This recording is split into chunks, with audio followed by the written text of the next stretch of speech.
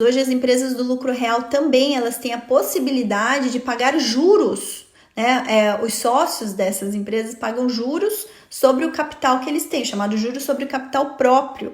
E esse pagamento de juros entra como despesa dedutível também da base do lucro real, tá? Isso também não vai mais acontecer, de acordo com essa proposta do governo, tá?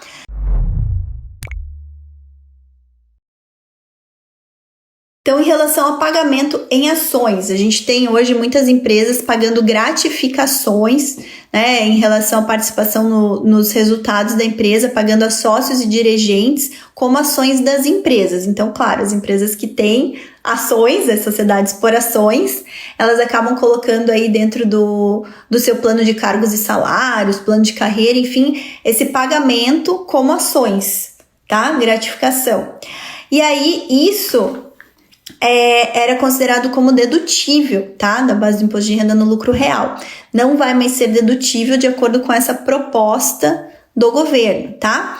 Também o que o governo vai eliminar de benefícios. Hoje as empresas do lucro real também elas têm a possibilidade de pagar juros, né? Os sócios dessas empresas pagam juros sobre o capital que eles têm, chamado juros sobre o capital próprio.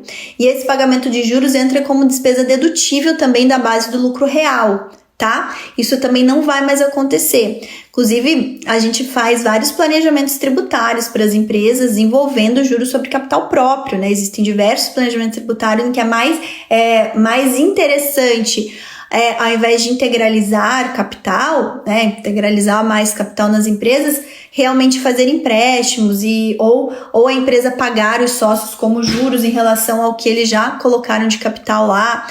E às vezes as empresas não podem distribuir lucros, né? Porque não tem lucro a distribuir, mas elas conseguem também remunerar os sócios na forma de juros. Então são situações que hoje muitas empresas acabam tendo algumas saídas por conta de um planejamento tributário envolvendo juros sobre capital próprio.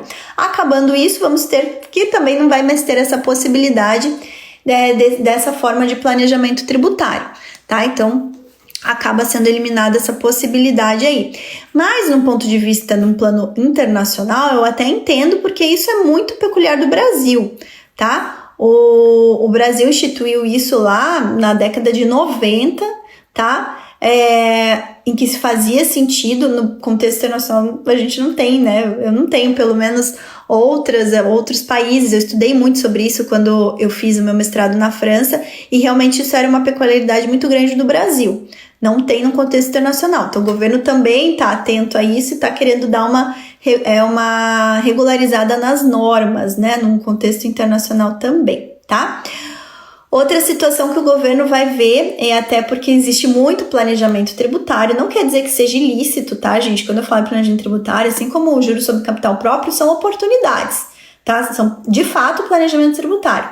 E hoje existe muito planejamento tributário envolvendo a reorganização societária das empresas, tá? Principalmente pensando em venda de participação societária, em vez de vender, faz algumas cisões, enfim, existem aí diversas modalidades, diversas reorganizações societárias que, quando acontecem com um propósito negocial, e hoje o CARF até entende que um propósito negocial é a redução da carga tributária efetivamente da empresa, então isso gera uma economia do ponto de vista tributário. Existem vários planejamentos tributários envolvendo reorganização societária, tá? O governo quer eliminar essa forma de você fazer uma reorganização societária, objetivando tributação do ganho de capital na venda de participações societárias, então ele vai impedir o aproveitamento indevido de deduções nessas vendas de participações societárias, tá? Então vai eliminar também isso. E a justificativa é que muitas vezes as reorganizações societárias acontecem para minimização da carga tributária, então ele eliminando isso, ele vai evitar abusos e deduções indevidas, tá? Eu não acredito que hoje seja indevido, porque tudo que a legislação ela não proíbe do ponto de vista tributário, ela permite, mas é ter um ajuste, viu? O governo viu que tá perdendo dinheiro com isso, e a verdade é que ele quer reajustar para deixar de perder dinheiro com isso, tá? Outra forma, pensando num plano internacional também, tá? Existe, no ponto de vista, quando a gente estuda planejamento tributário, existe o chamado treaty shopping, tá? Não sei se vocês já ouviram falar desse termo, treaty shopping, mas treaty shopping é quando, para que uma operação internacional se concretize, e vamos pensar que eu preciso fazer uma operação Brasil-Estados Unidos, eu não tenho um tratado bilateral para evitar a dupla incidência, né, da tributação sobre a renda, sobre faturamento, enfim, não tem um tratado Brasil-Estados Unidos. Então, o que eu faço? Eu quebro a minha operação para que parte dela ocorra lá nos Países Baixos, na Holanda, tá? Por quê? Porque o tratado Brasil-Holanda é um tratado interessante e aí eu vou colocar parte das operações lá na Holanda para eu poder me beneficiar desse tratado, e daí da Holanda, a Holanda tem tratado com os Estados Unidos e daí também na operação de lá acaba se beneficiando.